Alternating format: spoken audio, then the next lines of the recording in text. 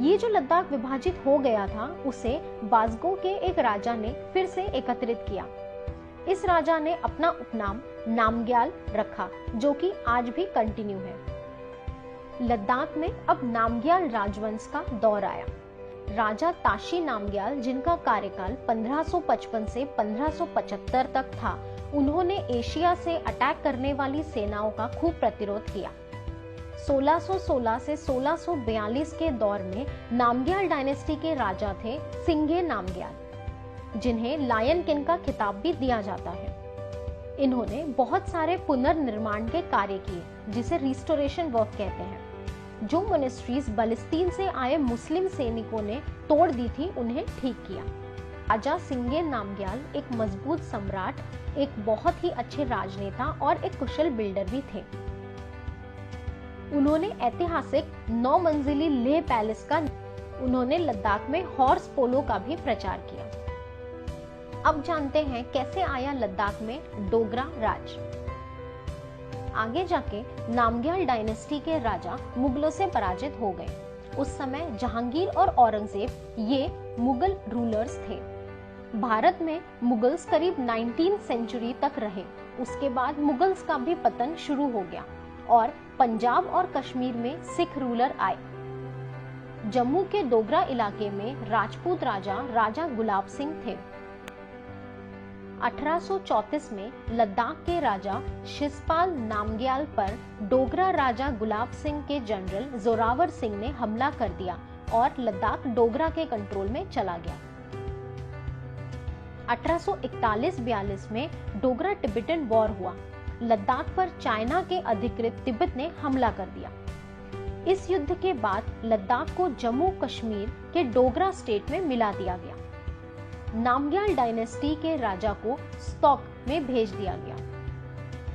जब हम अभी भी लद्दाख घूमने जाते हैं तो स्टॉक विलेज देख सकते हैं। स्टॉक लद्दाख से करीब 6 से 7 किलोमीटर के अंतर पर है।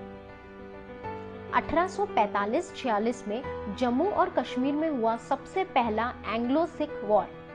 ब्रिटिश ईस्ट इंडिया कंपनी और सिख एम्पायर में हुए इस जंग में डोगरा राजा गुलाब सिंह ने ब्रिटिश का साथ दिया।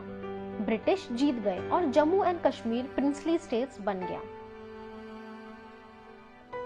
गुलाब सिंह ने ट्रीटी ऑफ अमृतसर 1846 के तहत लद्दाख और कश्मीर वैली को ब्रिटिश सरकार से खरीद लिया।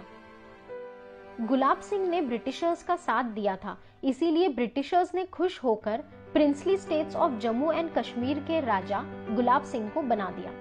1947 में भारत विभाजन के बाद लद्दाख जम्मू और कश्मीर का हिस्सा रहा। यहाँ की राजधानी रही श्रीनगर। आजादी के बाद भी लद्दाख में कई तनाव चलते रहे। लद्दाख में स्थित कारगिल के लिए 1965, 1971, 1999 में तनाव बना रहा।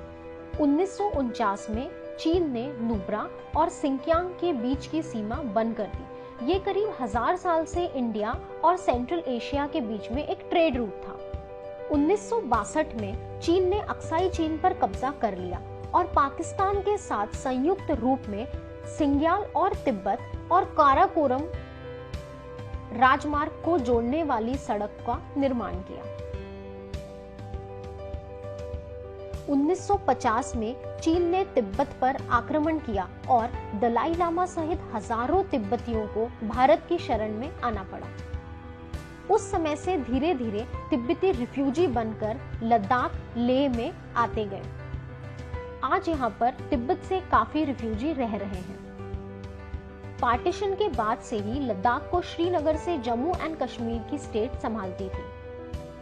भारत सरकार द्वारा 31 अक्टूबर 2019 को एक रिफॉर्म लाया गया, जिसके तहत जम्मू और कश्मीर और बाकी के हिस्से लद्दाख से अलग हो गए। तो इस तरीके से लद्दाख अब एक अलग यूनियन टेरिटरी है। तो दोस्तों, आप अगली बार जब लद्दाख जाएंगे तो वहाँ पे जब आप घूमेंगे तो ये सब हिस्ट्री आप अपने माइंड में रखिएगा। और जब भी आप मोनेस्ट्रीज विजिट करेंगे, वहाँ का कोई भी लोकल साइट सीइंग विजिट करेंगे, तो ज़रूर इन सब चीज़ों को आप रिलेट कर पाएंगे इजीली। लद्दाख के कल्चर में आज भी तिब्बती कल्चर का बहुत इन्फ्लुएंस है। जब आप वहाँ पे जाएंगे तो आप ये चीज़ ऑब्जर्व करेंगे। आपको हमारा वीडियो कैसा लगा, आप हमें कमेंट सेक्शन में ज़रूर लिख के बताइए।